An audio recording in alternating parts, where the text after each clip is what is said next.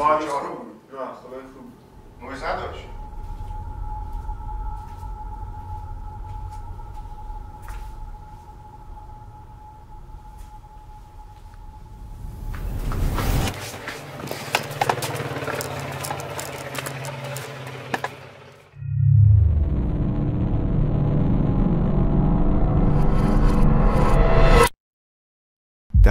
اردیبهشت همین سال بود که با احمد تصمیم گرفتیم یه ویدیو برای یوتیوب ضبط کنیم. فیلمبرداری ما به شیوهی برنامه ریزی شده بود که باید توی 2 شب تمومش میکردیم. شب اول باید یه ویدیو برای یوتیوب ضبط میکردیم و شب دوم یه ریلز برای اینستاگرام.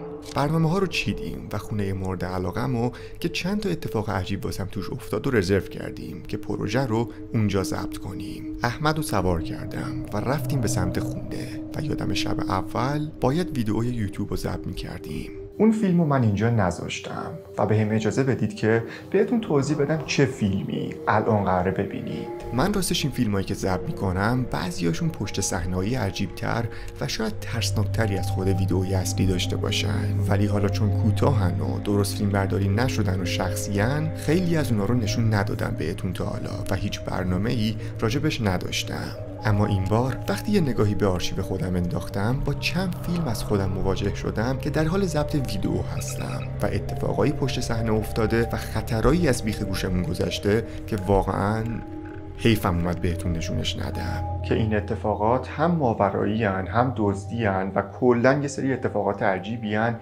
که میخوام خیلی با جزئیات واسهتون تعریفش کنم تا ببینید چه اتفاقایی واسه من افتاده. و متاسفانه چنین اتفاقایی زیاد واسم افتاده.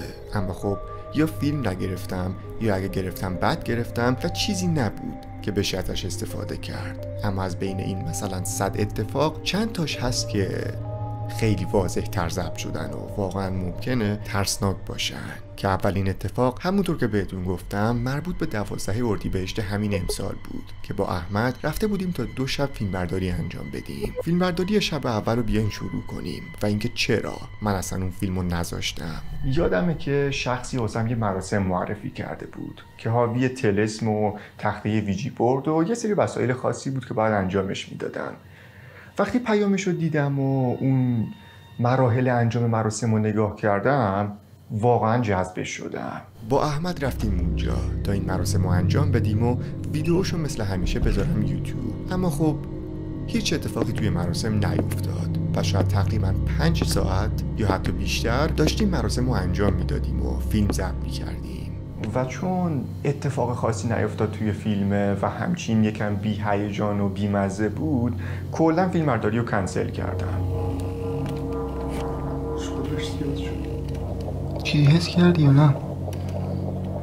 ببین دستم سنگین شد، این شلوغش زیاد شد.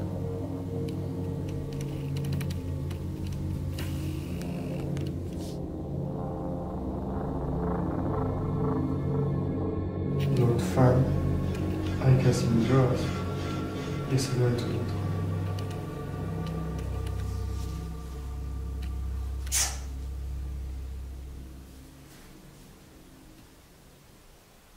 تو چیز نمی کنی نه؟ سعی کنی؟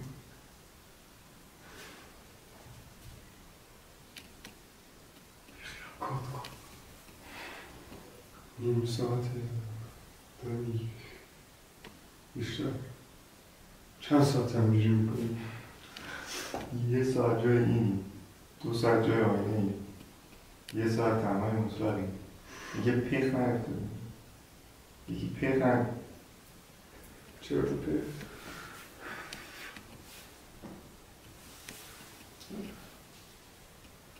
دم و دستگاه هم چی نبودن؟ اسپریت باکس EMF درش کن برو کاتش برو میکروفون رو من رفت کن.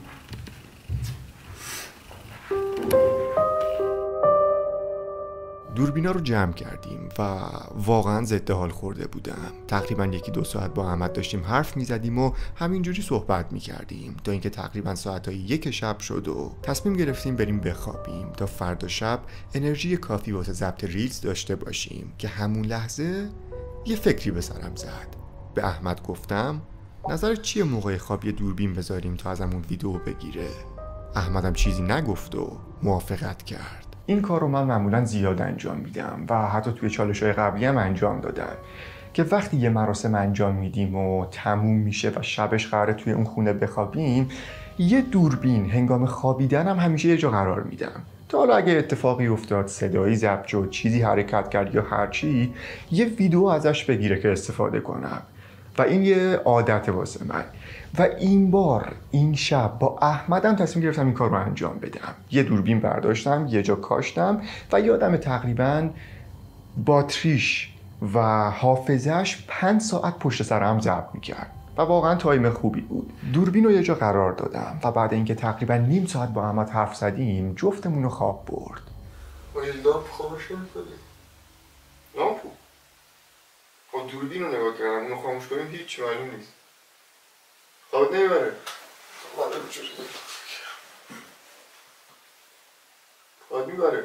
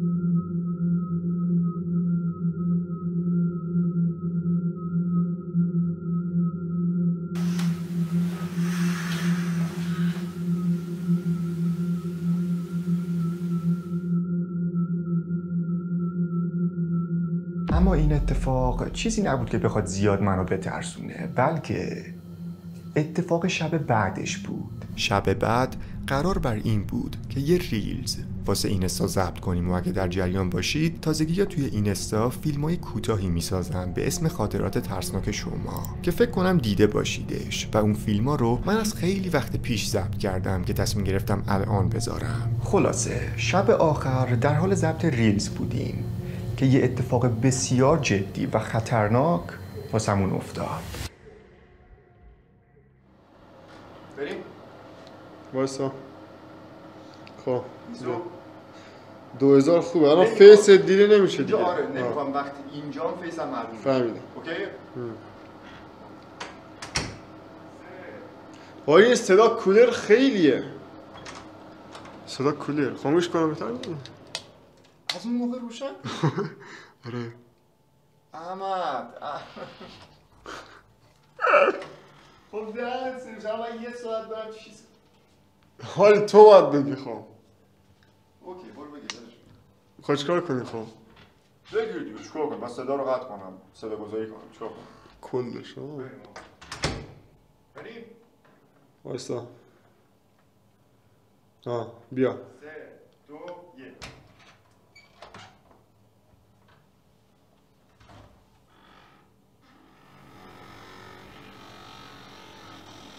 عالی ها. خوب بود؟ آره. خب ببین پلان زاویه بعدی اون چیزی که گفتی باحال بود که دو حالت یعنی 2 تصویره باشه. خب؟ مثلا میگم ببین تو ذهن من اینه تو اونجا وایستی خب ببین داستان اینجوری بود که من این صدا رو که شنیدم خب نمیدونم مثلا فکر می‌کنم توهم زدم میام اینجا سمت صدا مثلا اینجوری نگاه میکنم و اون حالت همیشگی خب و بعد میرم سمت یخچال که آب بخورم. خب بعد من این نمی‌کنم به اون صداه، فکر می‌کنم مثلا توهم زدم. خب اینو مثلا میرم سمت یخچال که آب بخورم، در یخچال باز من تو رو دنبال میکنم اینجوری ها. بذار بهت میگم آبو میخورم. ببین در یخچال رو بستم، اینا رو اول یادت باشه، در یخچال که بستم میرم دوباره سمت اتاق که حالا مثلا بخوابم یا ریلز کنم یا هر چی. خب ببین رفتم اینجا، این گل قالی رو در نظر بگیر، این خب از اون بعد دیگه نمیام. ببین اینجا باید با دوربین وایستی. خب چون من همینجا ریاکشن نشون میدم. بعد که اومدم اینجا یه صدای خیلی واضح‌تر از اون برمیاد. حالا اون با صدا گذاری داره. این صدا رو که شنیدم با تعجب مثلا سمت صدای نگاه میکنم. یعنی من آب بده به من. یه این موزیک بدم سر. ببین اون میکروفون چیکار کنم؟ ببین اون صدا رو که من شنیدم، خب اینجا دو حالت داره. ببین تو که اینجا وایسادی با دوربین، خب از اینجا میگیری، من میام اون ریاکشن همیشگیمو نشون میدم. خب اینجا وای میستی، من میرم سمت یخچال، بذار از کادر خارج بشم. خب این یه پلان خارج بشم. پلان بعدی خود یخچاله. جای یخچال وایسادم رفتم، حالا مثلا آب میخورم فلان میکنم و اینا. وقتی آبو خوردم و دارم میرم سمت گل قالی، دنبال کن منو با دوربین. خب که اونجا وایسادم. خب اونجا وای میستم، یه ریاکشن هم نشون میدم. اینجا ببین زوم نمیخواد. نه زاویه ثابت. زوم ثابت. ببین اونجا چون یه دوربین اونجا گذاشتیم، اون سکانس پرده رو، اون پلان پرده رو اون باید بگیره که یک نواخت باشه چیزش. من اونجا وایستادم، زیر لبم بهت میگم برو. بهت گفتم برو، سریع بیا اینجا وایسی. خب که باز از این زاویه رفتنمو دنبال کنی.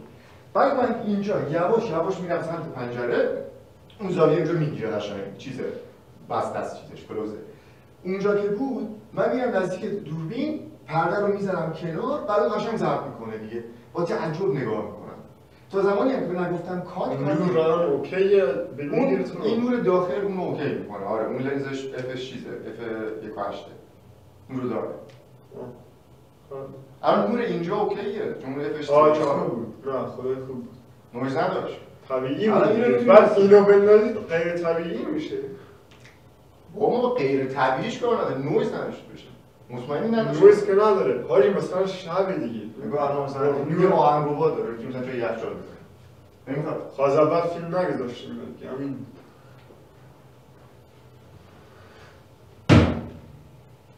تو بریم مناظری.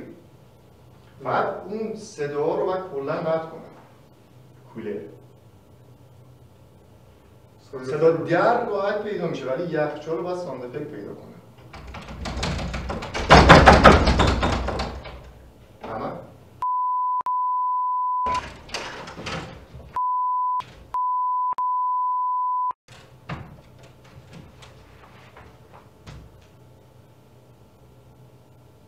کیه سعید؟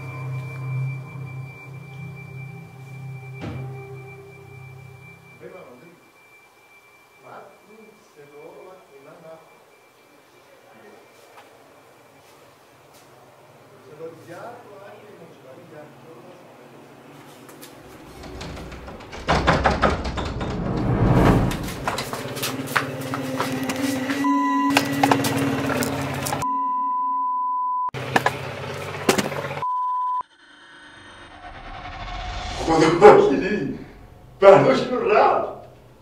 بگیم گم شد. یعنی خود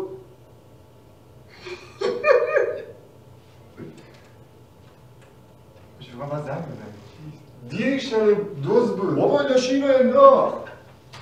خواهیم دوربین میخواست ببره ها؟ چی؟ بابا اون چیزش دراز بود چون سا بردم، نتونست از دیوار بره بالا.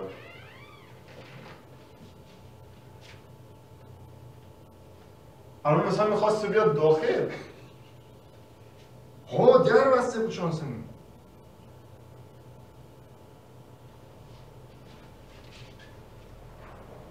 الان رفت.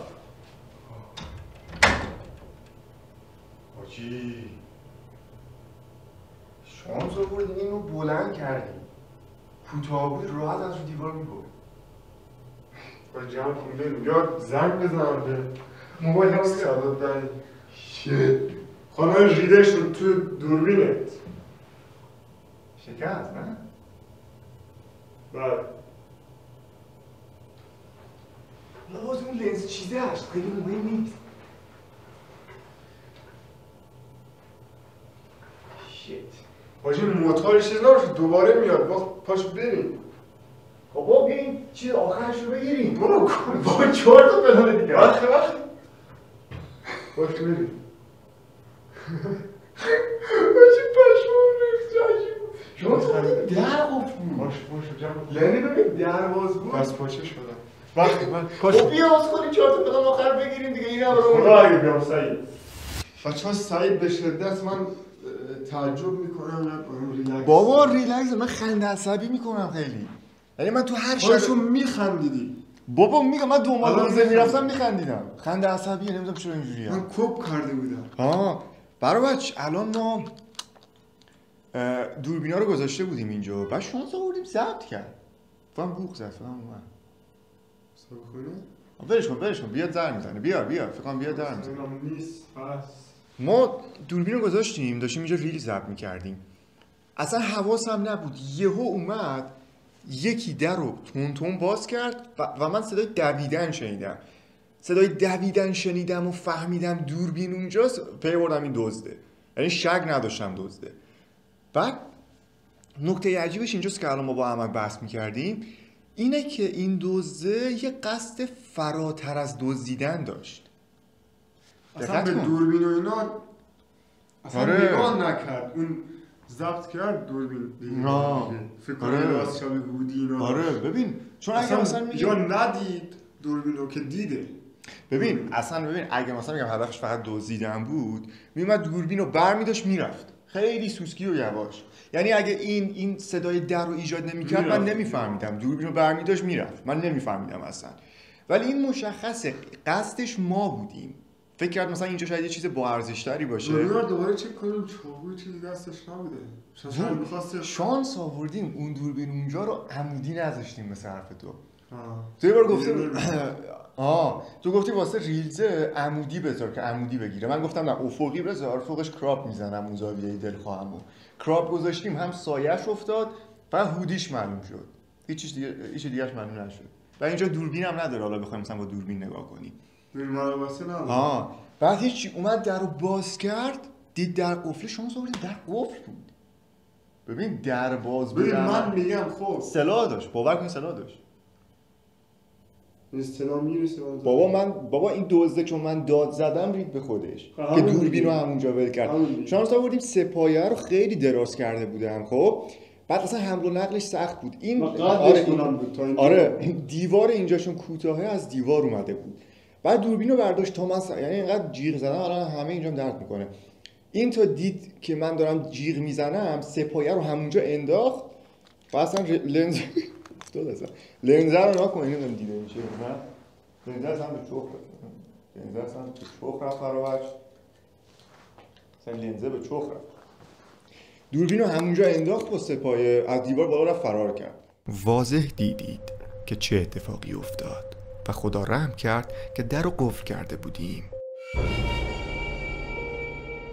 و حالا رسیدیم به اتفاق سوم و جالبه که برای بچه تمام این اتفاقات شاید توی فاصله 3-4-5 ماه افتاده باشن و فاصله شون خیلی کمه. اما اتفاق مزخرف بعدی که واقعا منو ترسوند و خدا از اون آدمی که این کارو کرد نگذره واقعا نمیدونم چه قصد و نیتی داشت. اتفاق بعدی بازم مربوط به یه ریلزه، اما با این تفاوت که این بار رفتم تنها ضبط کنم. ضبطش ساده بود، زاویه‌ها ساده بودن و تصمیم گرفتم تنها برم ضبط کنم چون احمد یه شهر دیگه بود. رفتم به اون خونه که واقعا جای باحالی بود و ساعتهای 4 ظهر تحویلش گرفتم. همینجوری نشستم و با موبایلم بودم که یهو آیفون خونه زنگ خورد. رفتم دیدم ولی کسی نبود. دوباره 1 ساعت بعد آیفون زنگ خورد ولی بازم کسی پشت آیفون نبود. و چون چیز چندان عجیبی نداشت ازش ویدیو نگرفتم. مجدداً بر وجه آیفون زنگ خورد و بازم کسی پشت در نبود. از قسمت تنظیمات آیفون، چون مطمئنم همتون میدونید که آیفون‌های تصویری وقتی یکی زنگ میزنه بلافاصله همون لحظه ازش عکس میگیرن. رفتم از سمت عکس‌ها ببینم کی داره زنگ میزنه که وقتی نگاه کردم عکس‌ها رو بازم کسی به چشمم نخورد. اما یهو یه چیزی توجهمو جلب کرد. آیفون رأس ساعت زنگ میزد، یعنی 3 تا زنگ قبلی رأس ساعت خورده بودن. رأس ساعت 6، رأس ساعت 7 و رأس ساعت 8 و حتی 1 دقیقه هم این ور اون ور نشده بود. خیال کردم ممکنه مشکل از آیفون باشه، قاطی کرده و خودش رأس یه ساعت زنگ میخوره. با صاحب خونه تماس گرفتم و داستان آیفون رو گفتم و بهم گفت نه، آیفون کاملا سالمه و هیچ مشکلی نداره. منم گفتم باشه و از اینجا به بعد تصمیم گرفتم دوربین به دست باشم. دوربین رو گذاشتم دقیقاً روبروی آیفون تا اگه مجدداً مثلا رأس ساعت 9 زنگ خورد ازش ویدیو بگیره که ببینید چه اتفاقی افتاد.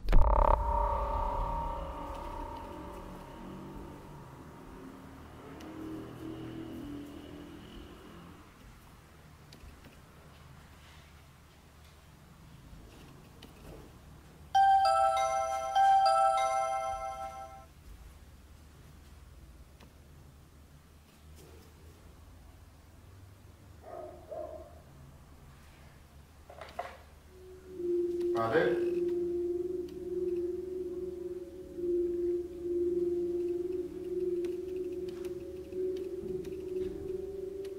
بله.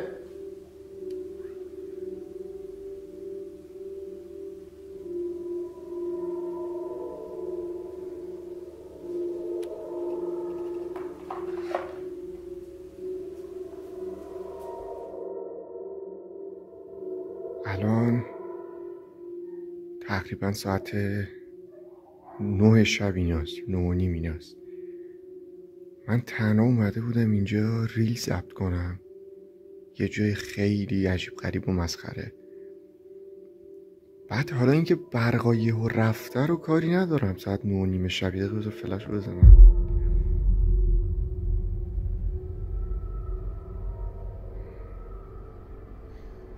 اینکه برقا رفته رو من الان کاری ندارم. مسئله اصلی اینجاست که الان 3 بار آیفون، این دوربینه، خواستم یه پلان ضبط کنم بالا.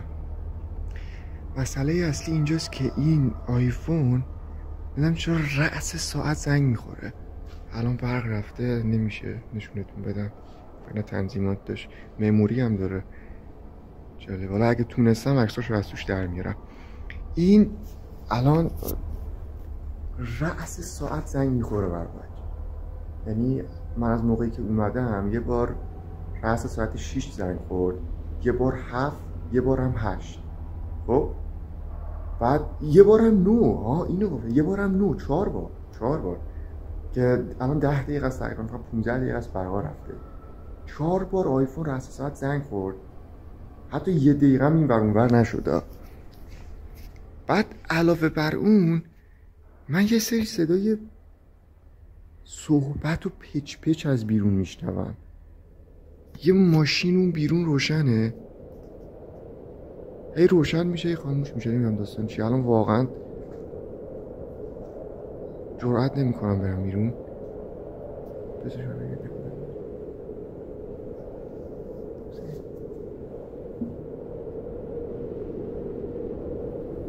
هیچی دیده نمیشه.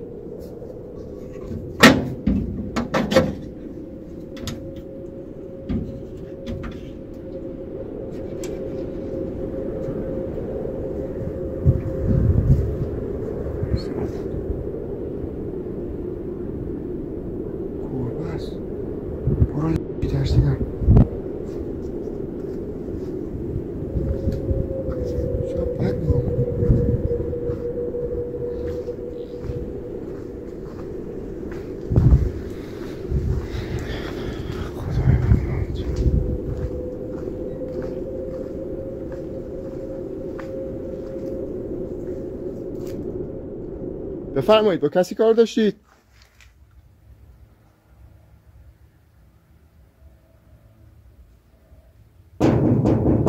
کسی بیرونه؟ کسی بیرونه؟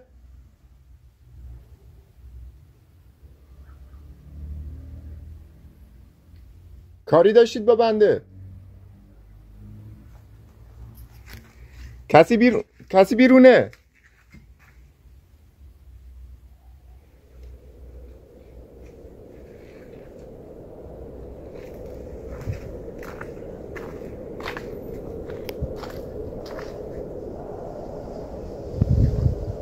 جواب نمیده.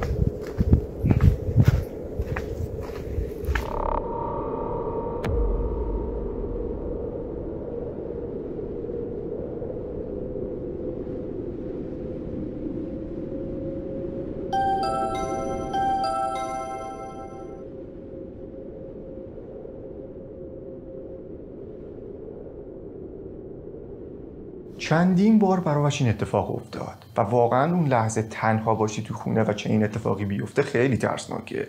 فکر کن چه دلی داشتم من. اما قسمت عجیب از ساعت 12 شب شروع میشه.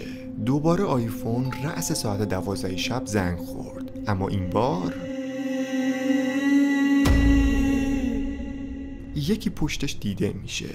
یه آدمه و اینکه چرا نزدیک آیفون نیست، از من چی میخواد، چند نفرن و چرا داره این کار رو انجام میده اصلا معلوم نبود و اون دیده شدنش فقط در حد 1-2 ثانیه است و اونجا بود که من فهمیدم پای یه آدم در میونه و واقعا خدا رحم کرد که در رو باز نکردم. با صاحب خونه تماس گرفتم و بهش گفتم که عزیز جان یه کمی داستان مشکوکه، بیا یه کاری بکن، که بعدش بهم گفت باشه، در رو اصلا و ابدا باز نکن. فاصله من تا اونجا حداقل 1 ساعته. همین الان راه میافتم. اگه دیدی اوضاع خطری شد زنگ بزن پلیس. که چند دقیقه بعد برای آخرین بار آیفون زنگ خورد و دوربینم این تصویر رو ضبط کرد.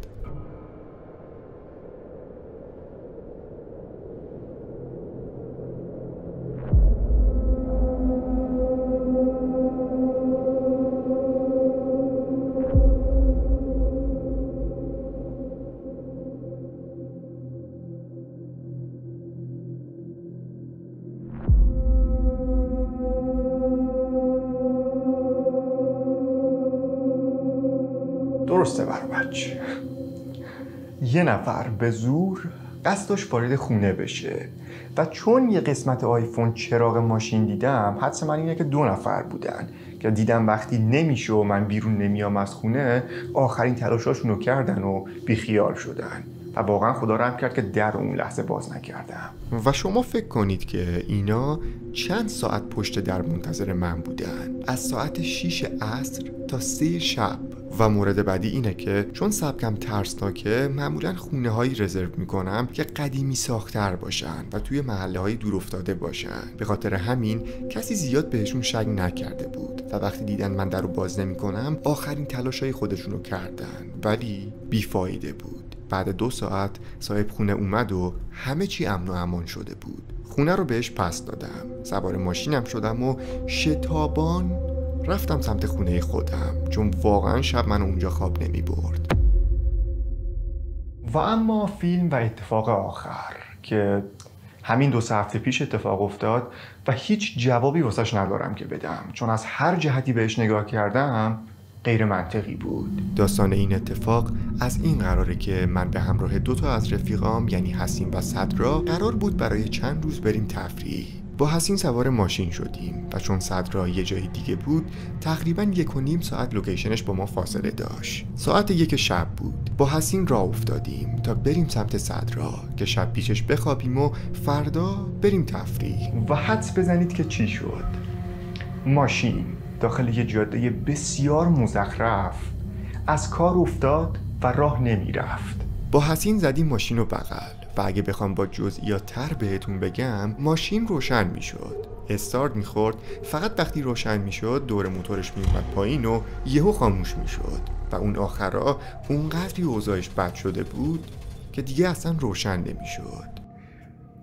برو بچ، ساعت 2 شب ماشین نمیدونیم چه مرگش زده، استارتک اینجوری میخوره خیلی بده، یعنی الان ضربان قلبم رو 1000. ببین وسط جاده مدو چی بود؟ آجی بیا بریم تو ماشین در قفل کنیم. بیا زنگ بزن امداد. به خدا خف بفته. بیا بریم تو ماشین. بیا تو ماشین. زنگ بزن امداد بیا. کاپوتو میدادی بالا فکر نکنم ماشین چیز شده. آجی فکر کنم پارک کنیم. گوشی تو بیا کن آجی اینجا خفگیر پفگیر یعنی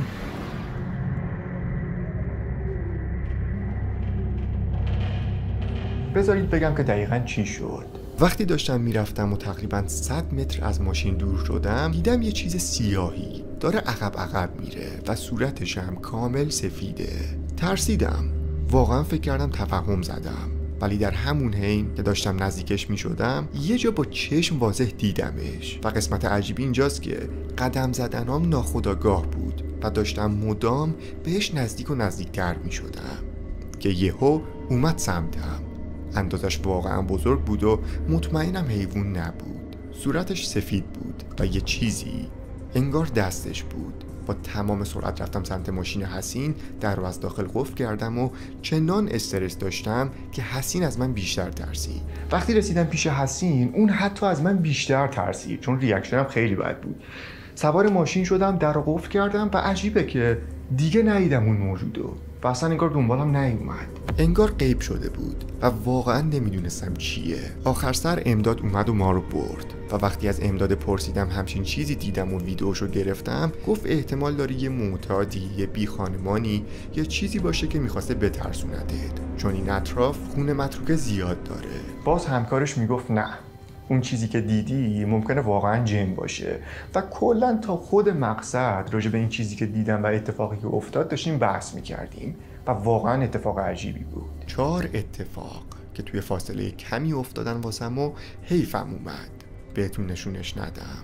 سعی کنید خیلی مواظب خودتون باشید برو بچه. اون بیرون از اون چیزی که فکر میکنید اوضاع بدتره.